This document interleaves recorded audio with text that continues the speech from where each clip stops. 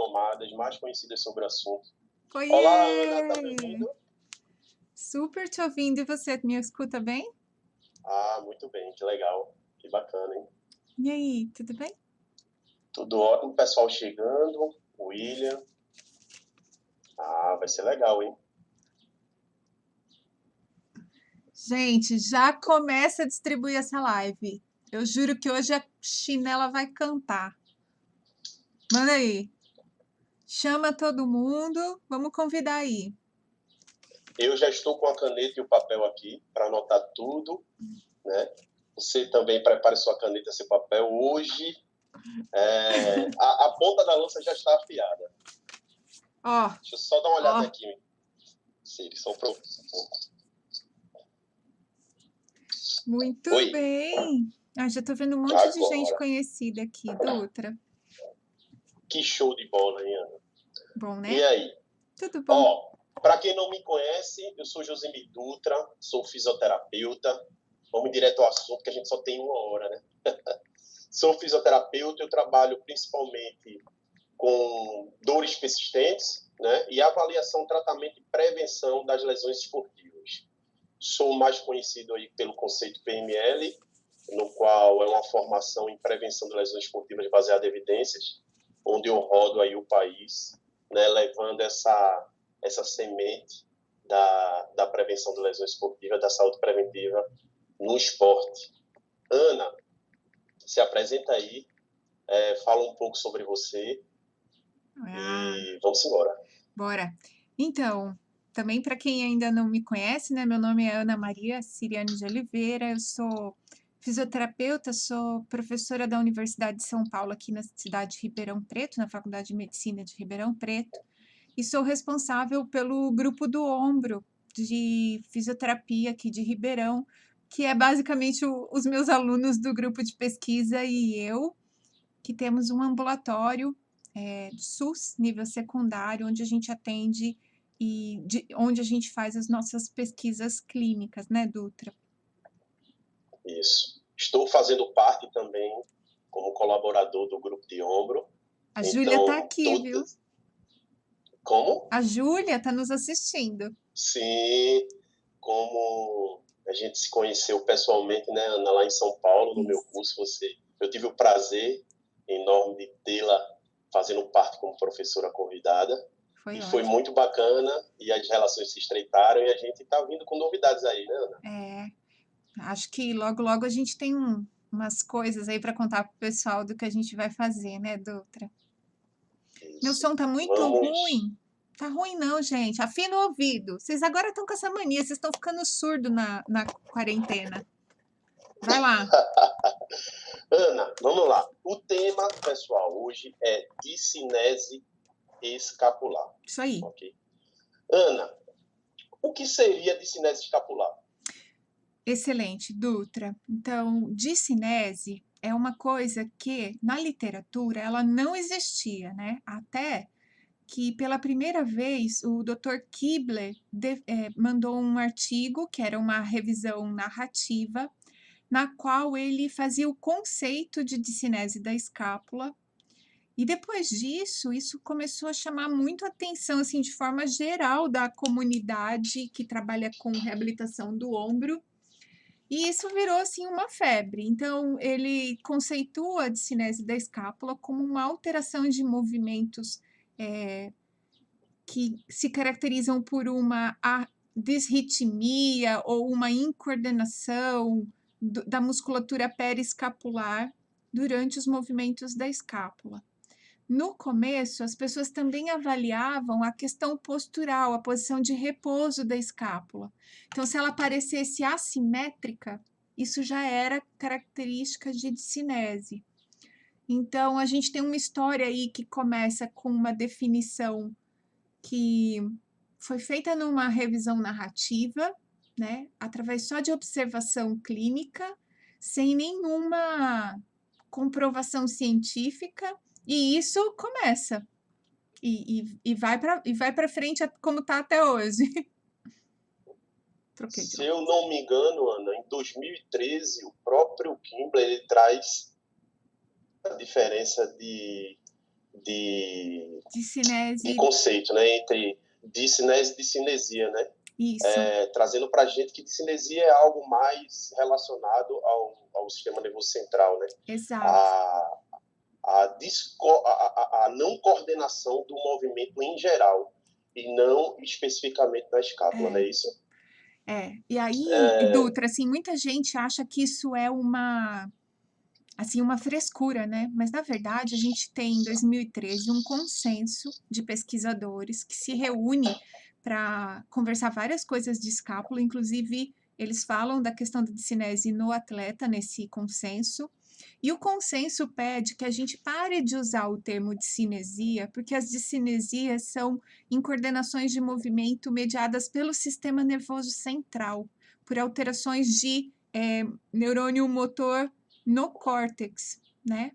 Enquanto que a discinese, que é essa alteração músculo-esquelética, neuromuscular, a gente está falando de movimento e qualidade de movimento na periferia. Então, para a gente separar mesmo isso. É interessante que nesse mesmo consenso, Ana, ele indica que se existir alguma discinese escapular, não é verdade? Que a gente trate essa discinese, não é verdade? Isso. E Ele chama atenção para a questão dos sintomáticos, né? A presença, ele fala assim, ó, a gente não sabe ainda se discinese é fator de risco para desenvolvimento de dor no ombro, mas quando você tem sintoma, por favor, avalie e trate a discinese que estiver presente. é muito interessante. Aí ele fala também sobre o teste, né, para ser utilizado o teste Ru, se eu não me engano, que é Isso. nesse consenso. Mas vamos lá. Beleza.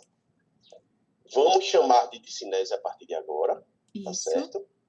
A gente sabe que esse consenso de 2013, ele solicita que se existir sintomatologia, né, com presença de discinese escapular, que a gente atue ali de alguma forma para ver se a gente consegue resolver esse problema.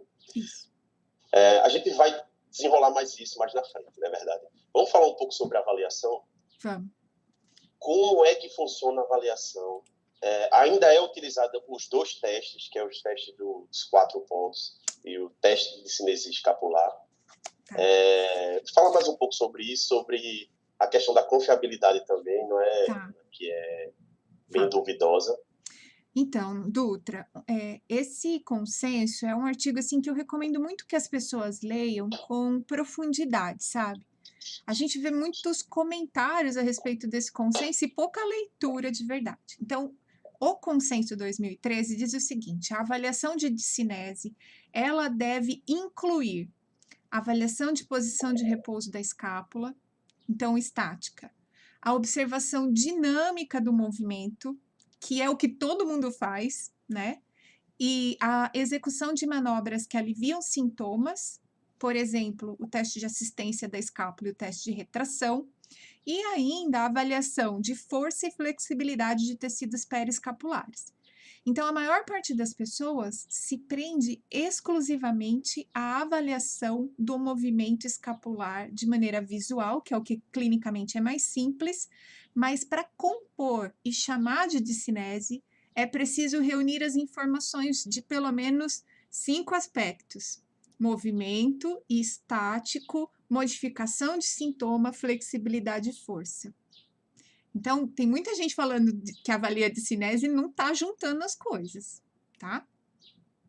É verdade. Então, vale a pena realmente utilizar esses testes se você quer ter o objetivo de identificar uma discinese escapular, não é verdade? E aí, Mas, a avaliação visual, que é essa que você quer que eu fale, né? Ela a gente tem várias formas de fazer isso na literatura, tá? Eu até fiz um print, ao contrário do avesso, do meu slide de aula. Não sei se dá para ver. Agora dá, né? dá. E aí, o que vocês estão vendo é que, de verdade, a gente tem pelo menos 4 tipos diferentes de avaliação da discinese da escápula no padrão visual. O mais tradicional é a 4 tipos, E o consenso pediu para a gente reduzir e usar 4 tipos como sim ou não. A gente tem a Scapular Dyskinesis Test do McClure, que é uma avaliação de severidade. E mais recente, um colega nosso, porque a gente conhece ele de congresso, o Wang, ele incluiu a questão da palpação. Em atletas, vocês talvez não tenham tanto problema, mas a gente que avalia dor crônica, os nossos pacientes são gordinhos. E aí a observação do movimento é muito difícil, sabe, Dutra? Hoje, você avalia levando em consideração os 4 pontos, ou você utiliza aparente ou não aparente? Existe ou não existe? Yes ou não? Então, você sabe que no nosso laboratório a gente desenvolveu um estudo cuja intenção era reunir o que tinha de melhor na literatura a respeito da qualidade da avaliação de observação do movimento, e a gente conseguiu valores de confiabilidade nesse padrão de avaliação que são muito melhores que todos os outros da literatura. E é engraçado porque pouca gente ainda usa, né? E bem, pesquisador nacional, a gente sabe como é que é, né? Eles têm muita dificuldade de citar uns aos outros e também a gente valoriza mais o que está fora do que está feito aqui dentro. Mas hoje, o melhor procedimento de avaliação visual disponível na literatura foi publicado pelo nosso laboratório em atletas, tá? A gente juntou um monte de atleta e fez esse trabalho. E ele considera, Dutra, a avaliação em 3 etapas, tá? Primeiro, você faz um sim ou não. Então, primeiro você observa e diz: esse movimento não me parece normal, é assimétrico, é incoordenado, a velocidade é diferente. Depois, você tenta identificar o padrão mecânico dessa incoordenação. Eu vejo o ângulo inferior, eu vejo borda medial ou eu vejo uma translação superior excessiva, que é o 4 tipos, certo? E, por fim, a gente classifica em severidade, se ela é óbvia ou sutil. Quando a gente fez isso, avaliando as escápulas de maneira separada, usando carga na mão e dando mais repetição de movimento, a gente aumentou demais a qualidade da confiabilidade da concordância entre examinadores, certo? Então, hoje, a gente deveria estar usando isso para chegar num acordo a respeito do que não é, se tem, se não tem, com que prevalência tem. Porque tudo que a gente tem publicado anteriormente tem uma confiabilidade relativamente baixa, entendeu? E quando a gente tem uma confiabilidade baixa de um teste, ele manda por água abaixo toda a questão preditiva, toda a questão de riscos de lesões, até as questões de tratamento realmente. Exato. Não é verdade? Exato. Fica bem complicado. Então, eu acho que teve uma construção meio que de cima para baixo.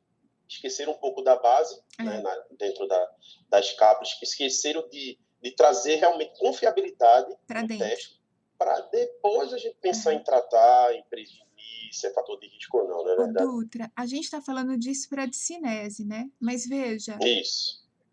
O diagnóstico médico de dor no ombro mais comum, que é síndrome de impacto, ele foi construído e sobre ele se justifica as cirurgias do ombro num número extremamente elevado ao redor de todo o mundo, baseado num estudo que era uma série de casos. Então, o ombro, infelizmente, sofre muito, sabe, de um histórico de baixa qualidade de estudos, dando a base de fundamentação para avaliação e tratamento, sabe?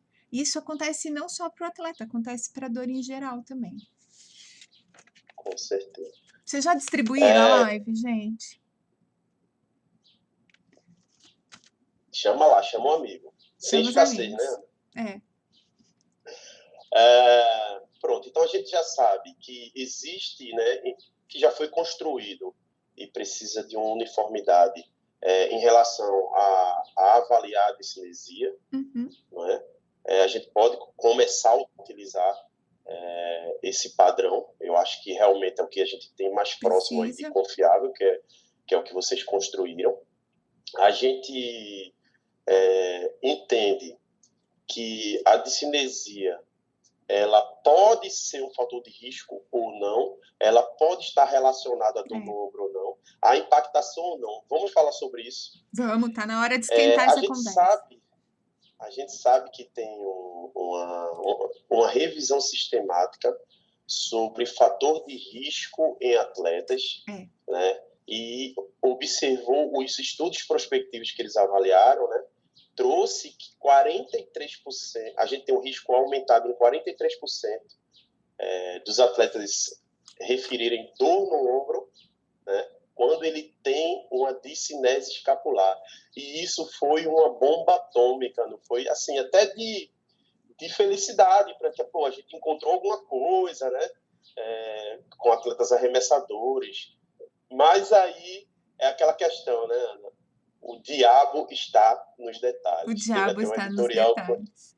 Com esse tema, né? E é curioso, sabe, Dutra, porque eu estava pensando aqui enquanto eu estava preparando a aula, como é possível traçar um paralelo muito grande entre esse artigo, né, que a gente está falando, que diz que atletas têm um risco de desenvolver dor no futuro no ombro de 43% quando eles têm discinese. Como é possível traçar um paralelo escandaloso entre isso e o que a gente está vendo hoje de notícias de coronavírus, né? Com certeza. Número 1, risco significa chance, probabilidade. Então, assim, não significa que a pessoa vai ter e não significa que quem não tem discinese não vai desenvolver dor no ombro. Então, o atleta tendo ou não discinese, quando a gente fala de risco, né, de desenvolvimento de dor no ombro, a gente está falando de uma chance probabilística.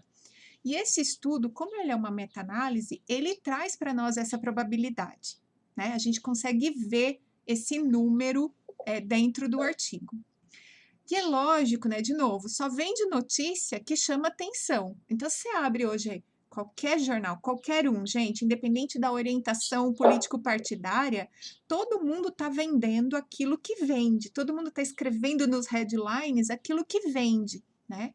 E esse artigo coloca 43% ali em cima, isso faz com que todo mundo se interesse pela leitura e muitas vezes se interesse pela leitura exclusivamente do resumo, que é outro paralelo incrível, né? Que a gente vê hoje no mundo atual. As pessoas leem o headline, a linha de baixo, não lê o resto da notícia, não quer saber o que está acontecendo. Nesse artigo de discinese, eu queria só sim chamar a atenção para alguns pontos. Esse trabalho aqui dá para falar 1 hora só dele, tá? Mas tem umas coisas curiosas a respeito dele que muita gente não considera. Primeiro, ele serve para atletas, tá? E atletas overhead. Não é para todo atleta. Segundo, os atletas incluídos nesse estudo tinham de 14 a 34 anos. 2 trabalhos eram de atletas adolescentes, certo? E nem todos eram atletas profissionais, alguns eram amadores. Portanto, a gente não está falando de um atleta com uma sobrecarga grande, são jovens e vários deles incluídos no estudo nem são profissionais, tá? Isso é importante de ser dito, porque o volume de treinamento de um atleta profissional é outro, certo, Dutra? Com certeza. Outra coisa, pode falar. A gente tem a questão também, Ana, dessa revisão sistemática, da questão do cegamento, né, dos avaliadores. Que a gente tem um paper que realmente avaliou essa confiabilidade, essa questão do avaliador saber ou não o atleta que tinha a dor no ombro, o paciente que tinha dor no ombro, e quando o avaliador ele sabe que o paciente tem a dor no ombro, ele tem uma sensibilidade muito maior em identificar a discinese escapular. Ele aumenta então, a frequência de diagnósticos. Nenhum estudo prospectivo que foi incluído nessa revisão sistemática era cego. Citou que os avaliadores, né, eram cegos. Pra dor, então, né? Isso é um erro drástico, já começa aí na questão da confiabilidade dos riscos, né? Tem uma outra coisa também interessante nesse artigo, que é o fato de que os estudos incluídos são RCTs e estudos de corte transversal. E ele conclui que os 43% de risco de desenvolvedor acontecem entre 9 e 24 meses. Só que os estudos não eram longitudinais.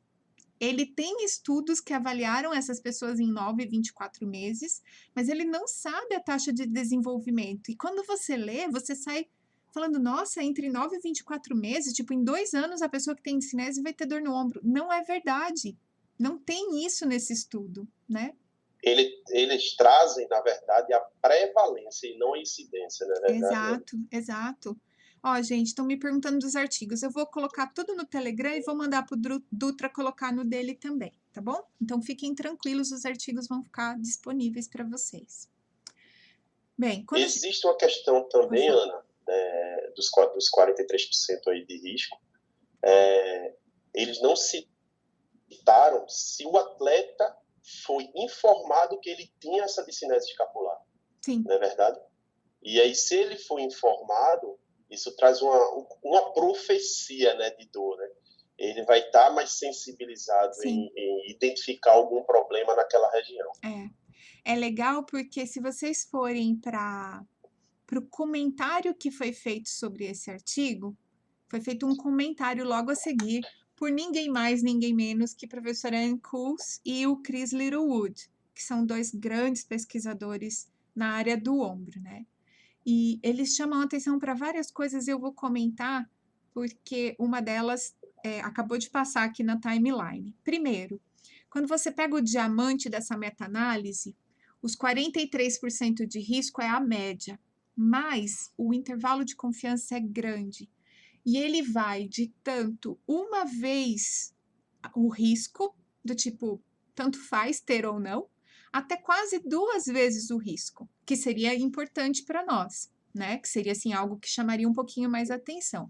E isso acontece porque os estudos de base para essa meta-análise têm intervalos de confiança enormes, né? Então, assim, 1,05 a 1,95, ou seja, 93. ou seja, 0,5% a 93%, né? E aí ele traz crava os 43%. nos 43. E tem um momento também no artigo que ele exclui uma avaliação, ele exclui porque ele tenta fazer, ele tem 4 estudos, 3 são sim e não, ou eram 3 tipos e ele reduziu para sim e não, e o outro era uma outra avaliação. Quando ele exclui essa outra avaliação, essa taxa vai para 56%, mas ele nem tem coragem de afirmar isso no final. E aqui tem uma outra informação muito interessante que, de novo, quem não lê o paper inteiro nunca vai pegar, né? Eu anotei num lugar aqui separadinho. De verdade, o que acontece é que quando ele olha essa revisão e olha os números dele, a prevalência de discinese é maior no grupo assintomático, certo? E aí, isso não aparece no headline, não aparece no resumo, aparece no resultado uma linhazinha e no final, na caixinha de contribuição, que ninguém nunca lê, coisa nenhuma, tá escrito assim, ó. Tá vendo? A maior taxa de prevalência de discinese está nos assintomáticos. 65% dos voluntários avaliados nesse estudo que não tinham dor no ombro tinham discinese.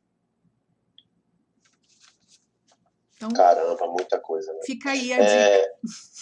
Além disso tudo, será que a discinese escapular é um fator de risco modificável? Que é o que está no comentário também, né? Eu achei isso lindo. E aí, de novo, alguém já passou aqui conversando disso aqui com a gente. Gente, se discinese fosse modificável, os estudos que a gente tem visto que fazem protocolos focados na escápula e avaliam o 3D da escápula pré e pós tratamento, fortalecimento específico ou neuromuscular específico, eles mostrariam uma mudança na cinemática da escápula. E o que acontece é a melhora de dor e função sem alteração cinemática, como já aconteceu na osteoartrite de quadril, que melhora dor e função sem mudar o equilíbrio da pelve no plano frontal, como já aconteceu na osteoartrite de joelho, que melhora a dor e função, mas não muda o valgo do joelho. Então, um apelo grande que a gente quer fazer quando olha essas coisas é o desenvolvimento da percepção de dor. Ela está além da questão biomecânica. A biomecânica conta, é importante. Trabalhar acima da altura do membro superior é fator de risco para desenvolvimento de dor no ombro, e atletas overhead têm mais discinese e dor do que atletas não overhead. Mas se ele vai desenvolver dor, é outra conversa. A proporção é 63%, mais ou menos, dos overheads, eles têm a discinese escapular. Sim. Enquanto os atletas que não são arremessadores, 30% apenas apresentam. Então, eu até muito. Eu também peguei esse artigo, eu acho que é o mesmo que a gente está falando, Dutra, é um de 2016, esse aqui. Sim, né? É esse mesmo. 2016, é isso mesmo, tipo 54,5% overheads tem discinese, 33% dos não overhead tem discinese. Então, veja, Pronto. a gente já sabe, desde a literatura de trabalhadores, desde a literatura de ergonomia, que quem trabalha acima do nível do ombro tem mais chance de ter dor no ombro, tá? E aí, quando a gente olha atleta overhead, ele também tem mais discinese. E aí, esse artigo dos 43% junta isso tudo, né? Que é ser atleta overhead e trabalhar acima do nível e apresenta esse dado. O atleta overhead, ele já tem um risco aumentado, na verdade. Só em ser overhead já tem um risco aumentado. Só. E aí, tem uma pergunta que você quer me fazer, que é aquela do volume, né, de treinamento. A gente vai falar dela já ou daqui a pouco? Vamos, só para finalizar, existe uma relação. O grande problema, a grande preocupação dos clínicos, na verdade, eu vi até na época, em 2014, eu acho, rolando curso de eletroterapia para ativação seletiva dos periescapulares e tal. Tem mesmo. É uma coisa bem diferente. Mas, enfim, a grande preocupação do clínico é corrigir a danada da discinese escapular para evitar a impactação, Ana. Não é verdade? Existe uma associação entre discinese e impacto? Não. Quando foi avaliado, né, os pacientes que tinha discinese escapular e os que não tinham, a gente não encontrou diferença, não é verdade? As prevalências... Não encontrou relação. As prevalências... É que é engraçado isso, né? Muita gente talvez não entendam isso, né? Mas, assim, um estudo longitudinal, que é o que seria o ideal para responder essa pergunta, ele é caro e a gente não sabe quanto tempo leva a pessoa que tem discinese para desenvolver dor no ombro. Então, a gente começa o estudo, mas não sabe quando ele vai acabar. E isso é muito caro. Então, para fazer esse tipo de estudo, precisaria ter pelo menos uma associação forte e positiva nas pessoas que têm dor no ombro, de que elas tivessem mais discinese da escápula do que quem não tem. Quando a gente faz esse estudo de corte transversal, que é o barato, para ver se a proporção entre as duas populações é parecida ou diferente, a gente chega, às vezes, até 53% de discinese em quem tem dor e 40 e pouco em quem não tem dor. E aí não justifica fazer um estudo, porque quando a associação não existe, a causalidade não existe. E as pessoas têm muita dificuldade de entender isso, Dutra, né? Então, toda vez que você lê um trabalho em que as coisas não acontecem juntas, como desfecho e exposição, é porque elas não são causa e efeito uma da outra. E aí não justifica estudar. Mas, de novo, vamos para o consenso. O consenso é, tem dor, né? Você avaliou para além da mobilidade da escápula, além de ver se ela está fazendo assim, você olhou flexibilidade, força, descartou qualquer problema neurológico? Faz sentido para o seu atleta melhorar o padrão de movimento? Porque essa é outra pergunta, Dutra, que é uma resposta de $1 milhão, ninguém sabe. Quem garante para nós que esse padrão alterado não é a melhor solução do sistema músculo-esquelético para aquela pessoa? Do ponto de vista que, se ela adotar outro padrão, pode ser que ela se machuque. A gente vê isso claramente, por exemplo, nos nadadores. Os nadadores, eles têm uma frouxidão que faz parte do desempenho, uma frouxidão de cápsula, de ligamentos, de glenomeral em geral, e faz parte do desempenho dele, né, essa frouxidão. Eles são mais propensos a ter subluxações, e é um problema que a gente tem que enfrentar, mas não tem como a gente combater com tanta eficácia, porque faz parte do gesto esportivo. Em relação, é muito interessante essa questão dos estudos transversais. Quando sai um fator de risco, eu recebo mensagens, eu recebo pelo WhatsApp aquele desespero. Calma, pessoal, fiz até um vídeo, né, falando sobre o terrorismo dos fatores de risco. Calma, é apenas uma pecinha do quebra-cabeça. E quando a gente fala de estudos transversais, a gente não fala de causalidade. Né? E um fator de risco isolado, ele não quer dizer nada, pessoal. E a ausência do fator de risco também não exclui a causalidade. Exato. Então, simplesmente são peças do quebra-cabeça que a gente precisa gerenciar. Entendeu? E é isso que a gente está buscando, né, Ana? Um gerenciamento bacana. E é engraçado que essa pobre compreensão dos clínicos, de forma geral, a respeito dessas coisas, dessas informações estatísticas, né, a gente vê agora. Eu estou vendo um monte de colega profissional de saúde apavorado porque morreu um rapaz de 23 anos de Covid. Gente, ninguém falou que os jovens não morreriam. A chance é maior em idosos. É só isso que a gente disse, né? Então, eu gostei. Uma das coisas que eu mais gostei no curso, quando eu fiz, Dutra, é que você pega sexta-feira à noite só para falar de interpretação estatística. Porque depois você vai falar de coisas dentro de como fazer o programa minimizador, né? Que muita gente não entende, né? Se você não fizer esse nivelamento que você faz na sexta-noite. E outra coisa que eu achei super legal, e agora eu vou contar, ele não sabe, gente, mas quando eu fui no curso do Dutra, eu abri a apostila e fui direto no ombro. Peguei lá, né? Aí eu vi esse artigo dos 43%. Eu falei assim, ele vai se embananar. Ele vai falar que tem que corrigir escápula. É agora que eu vou pegar esse moço aqui. Eu vou pegar ele aqui. Aí, quando ele fala, eu falei assim, puta merda, o cara não é fraco, o cara é bom mesmo. Foi naquela hora, Dutra, que eu falei assim, eu vou convidar ele para trabalhar comigo. Porque é muito raro. Não, é muito raro você ter uma pessoa que pega um artigo de fator de risco, de probabilidade, e sabe realmente interpretar isso, né? O risco, a interpretação do risco, ele é bem complexo. Né? Eu acho que se o clínico ele entender pelo menos o básico, eu acho que vai ajudar muito nessa questão de tomada de decisão, principalmente na prevenção. Né? E eu acho que é uma lacuna enorme que, na verdade, eu estou tentando preencher isso, né, Ana, com a formação. Né? É uma lacuna que eu encontro nos clínicos, que a gente não fala a mesma língua, parece que a gente está falando uma língua diferente. Mas muito obrigado aí pelo relato. Imagina. Não passou pela minha cabeça isso. Não, né? Mas eu fui para te pegar. Não, eu não fui para te pegar, mas quando eu vi esse artigo, eu falei assim, quero ver se esse moço entende esse negócio mesmo.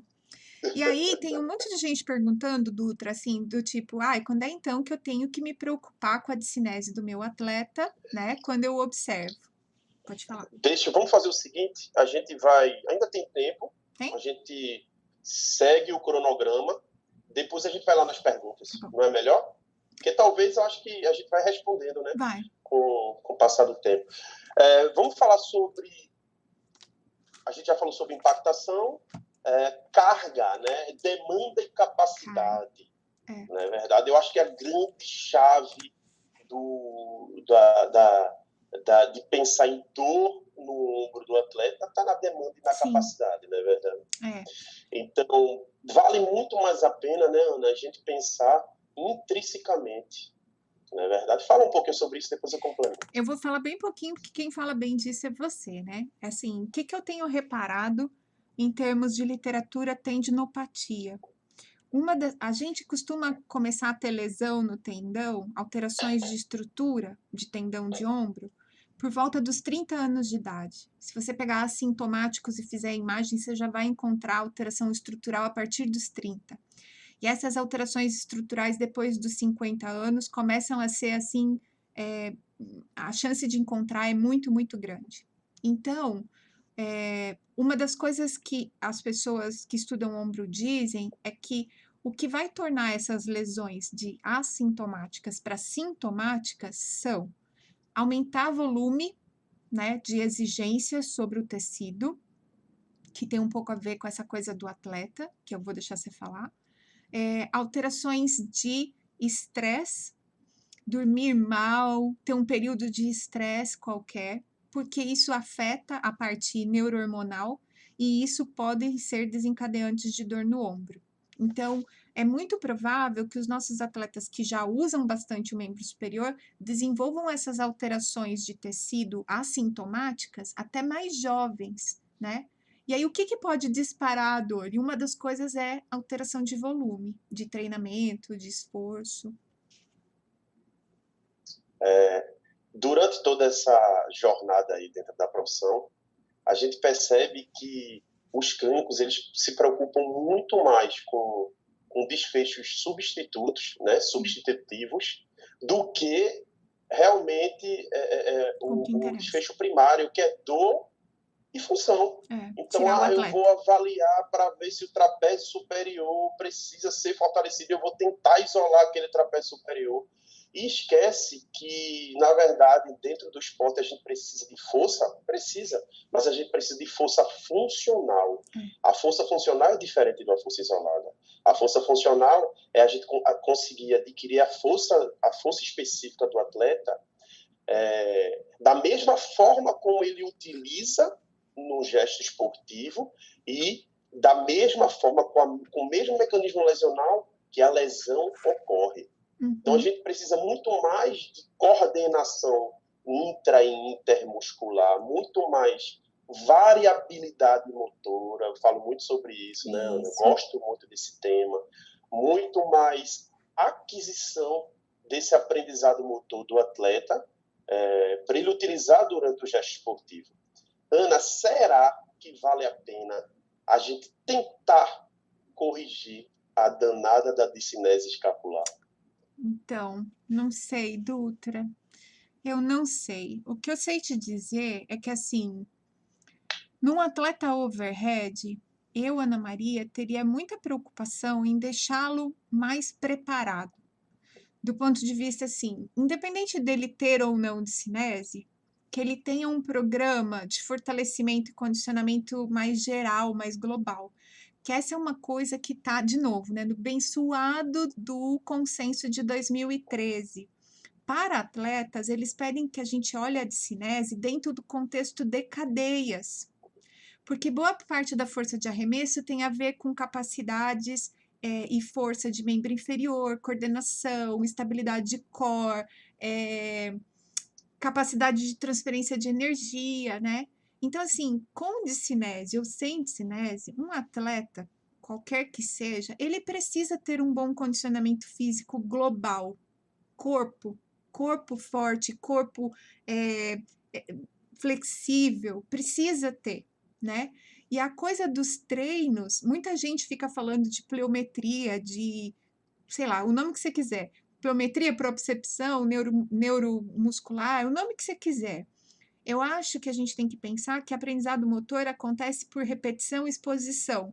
Então, compor essa prevenção com força, flexibilidade e oportunidades de gestos, né, que treinam as reações, eu acho importante e acho importante que isso seja feito num contexto de cadeia, com ou sem discinese. tá? É o que eu acho, mas eu não sei o que você pensa disso, que eu sei que você gosta de criar aquelas árvores, né, e ter alguns grupos que você pensa mais especificamente. Eu gosto de trabalhar em algum momento de forma específica, mas eu sempre finalizo com global, eu sempre finalizo com tarefas motoras, né? Eu acho importante. Não tem para onde. Então, é muito melhor a gente fortalecer. A primeira parte do atleta que precisa ser fortalecida é o cérebro. É a gente construir engramas protetivos quando a gente fala de prevenção de lesões, né? É aquela música, né, que eu sempre canto, né? O acaso vai me lesionar enquanto eu andar distraído. Adoro. Então, se a gente apresenta variabilidades motoras, lógico, com o objetivo específico da modalidade para esse atleta, e esse atleta ele consegue a retenção dessas variabilidades, e pensando naquela alça neural lá com o cerebelo, de corrigindo essa variabilidade motora, a gente consegue transformar em um engrama automático, não é? E ele conseguir fazer essa transferência para o âmbito esportivo, eu acho que é o principal objetivo pensando se a gente for pensar na prevenção de lesões. Não tem para onde. E isso a gente só consegue, a gente pode até trabalhar de forma específica, mas a gente só consegue também com tarefas motoras. E aí é curioso, Dutra, porque eu fui, né, olhar umas coisas de tratamento. Tem pouca coisa de tratamento de cinese e atleta overhead. Mas uma coisa que eu achei interessante, vou até dividir com vocês, é que eu encontrei, é um estudo de caso, é um relato de caso. O que eu quero mostrar não é o resultado do relato, mas assim, por exemplo, nós trabalhamos coisa de escápula com a bola, com a toalha, o braço do lado do corpo.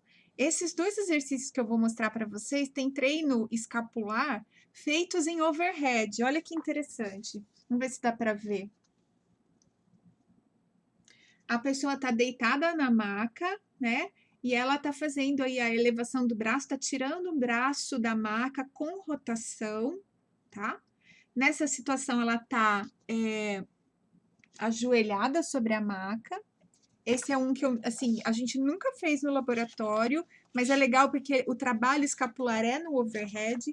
Esse aqui também é super simples e eu também nunca fiz, porque os nossos a gente trabalha sem elevação, porque nossos pacientes têm dor na elevação, né? E esse aqui, então, ele tá fazendo o press com controle escapular nos travesseiros. Muito legal, eu achei muito bacana. Na prática clínica, eu tenho na prevenção, você deu para perceber lá no curso na prática, que eu falo muito sobre membro superior e principalmente sobre periescapulares, né? Eu tenho um carinho especial porque depois que eu descobri que existe periescapular e trouxe isso para meus atletas na prática clínica, o desempenho e a questão da redução dos riscos de lesões foi absurda. Legal. Então, realmente, e ninguém sabe disso, ninguém que eu falo em relação aos atletas. Você recebe um atleta de crossfit, por exemplo, que a gente acha que o cara é super condicionado, sabe tudo, e a gente começa a fazer aquelas tarefas de conscientização, de construção de engramas, que eu utilizo muito, de periescapular, e aí você sabe que o cara não sabe nada de movimento, ele não conhece o próprio corpo. Não, né? E como é que a gente vai conseguir uma capacidade né, para a demanda que ele precisa sem conhecer o próprio corpo? Fica difícil. E você sabe que eu brinco sempre com o pessoal que faz o meu curso, né? O homúnculo somatosensorial, ele não tem escápula, né? Interessante, assim, mas deveria ter, né? Não tem. A gente tem braço, tem mão, mas assim, a escápula, né? Começa tipo no ombro o homúnculo. Porque a escápula, como tá no tórax, o tórax, em termos de representação somatosensorial, a preocupação é visceral, né? É as coisas que tá dentro do tórax que preocupa o sistema nervoso central em termos de controle de homeostase e tudo mais. E você, como não manipula, não usa isso, as pessoas não têm essa percepção, mesmo sem dor. Com dor, então, é mais complicado ainda. Ó, deixa eu mostrar mais um só, porque eu ouvi você falando. Fica à vontade. Eu ouvi você falando essa semana de bandagem, né? E aí, Sim, sim. eu vi você falando da diferença de bandagem rígida e kinesiotaping, e todo mundo sabe que Ana Maria Siriani não vê plausibilidade biológica no uso do kinesiotaping, mas eu não sou também uma tapada, eu entendo que tem a coisa clínica e a coisa biológica, o mecanismo. E aí eu encontrei um artigo, eu tô falando isso porque nesse artigo desse caso clínico que tem esses 2 exercícios de escápula com o braço elevado, ele também usa bandagem rígida. Uma das coisas do protocolo é bandagem rígida. Aí eu fui dar uma olhadinha, achei um artigo que compara kinesiotape com bandagem rígida no ombro, tá? E aí tem aqui as 2 aplicações.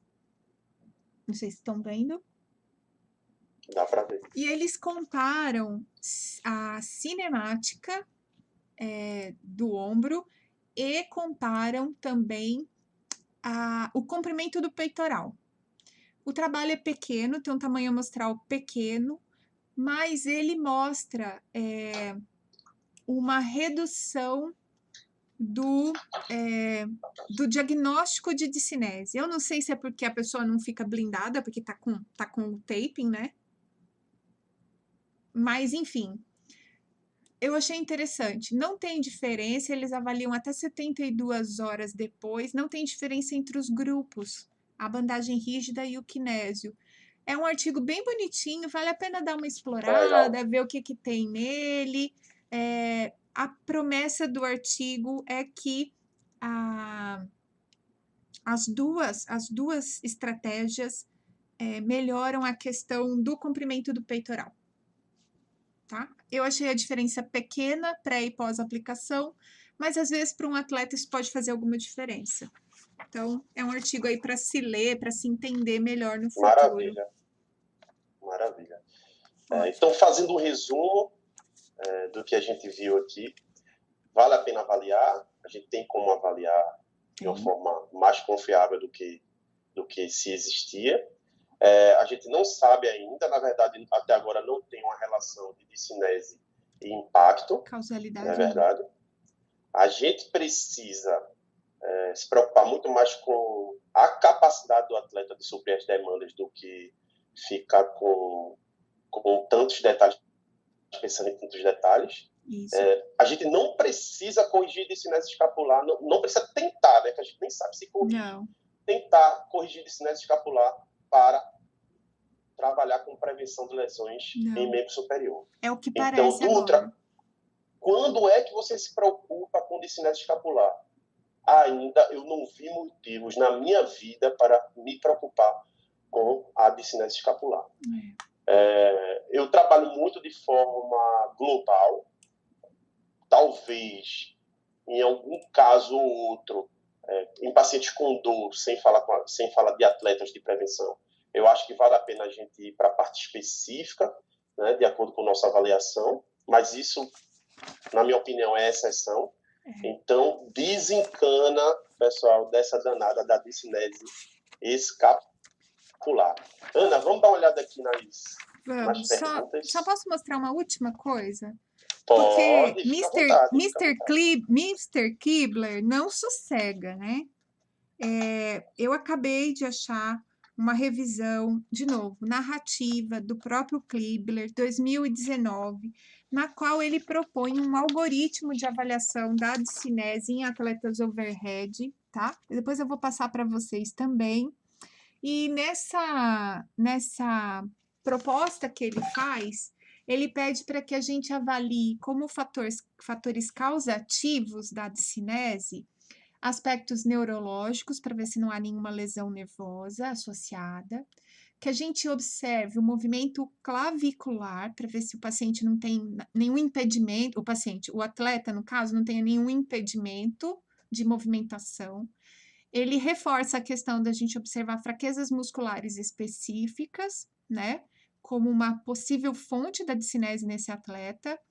Também a inflexibilidade muscular, e que a gente considere avaliar de glenomeral se está tudo bem em termos de bíceps, labrum e estabilidade articular. Então, na hora que você estiver pensando em incorporar os periscapulares, pensando em discinese escapular de atleta, talvez essa seja uma lista de coisas que você precisa olhar para dizer, não, pera, então tá tudo bem, tá tudo bem.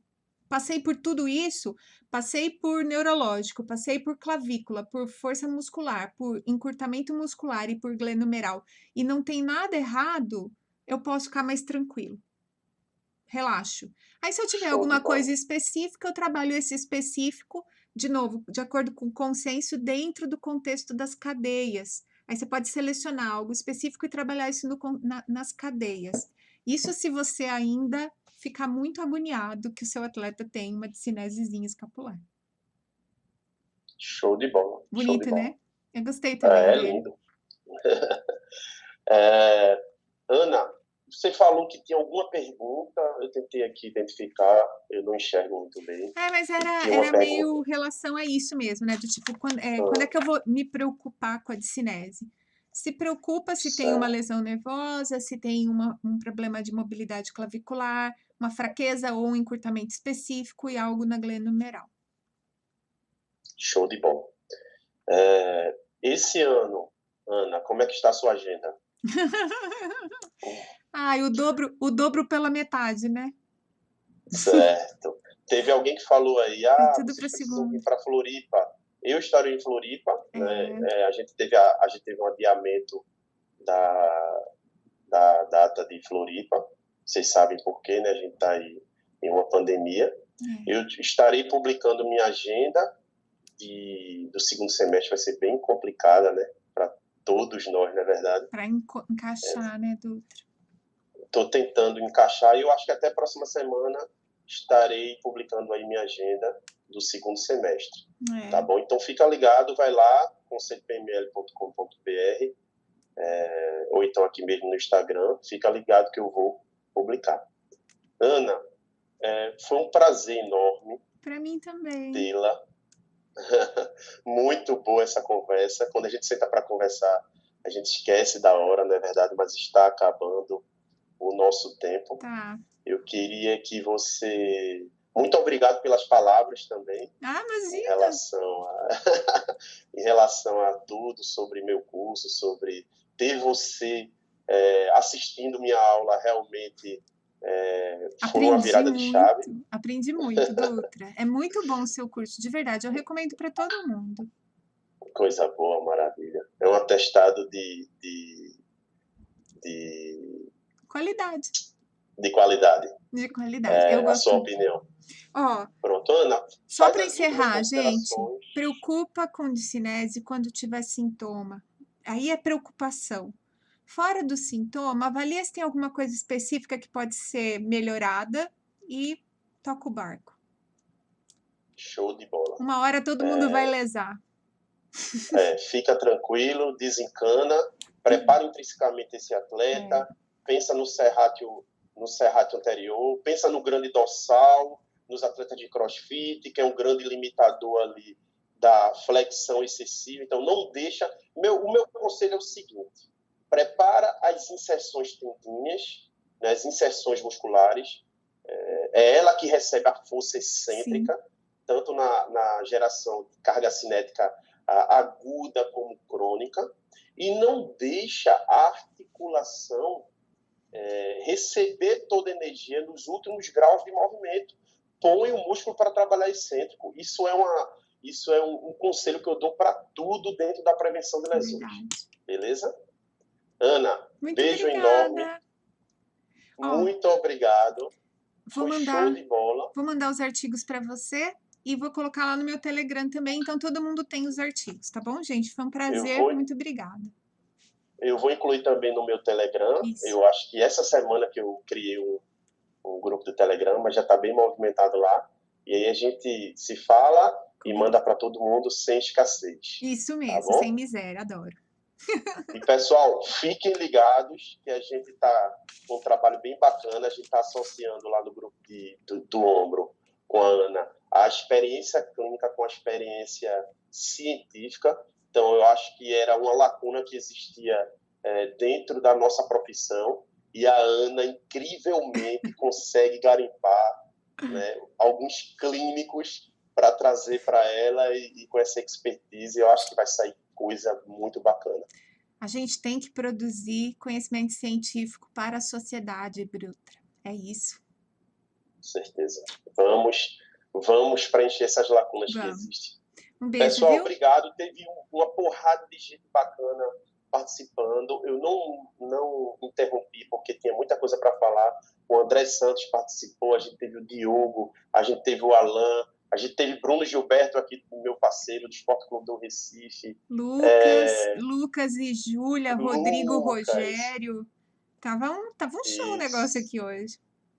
Teve uma galera muito boa aqui, hein? O Show de Instagram bola. Muito esqueceu obrigado a pela gente, deixou a presença. gente aqui. A minha próxima live, terça-feira, com meu amigo Rogério Liporassi, Dor em Atletas. Vai ser show. Vai ser legal.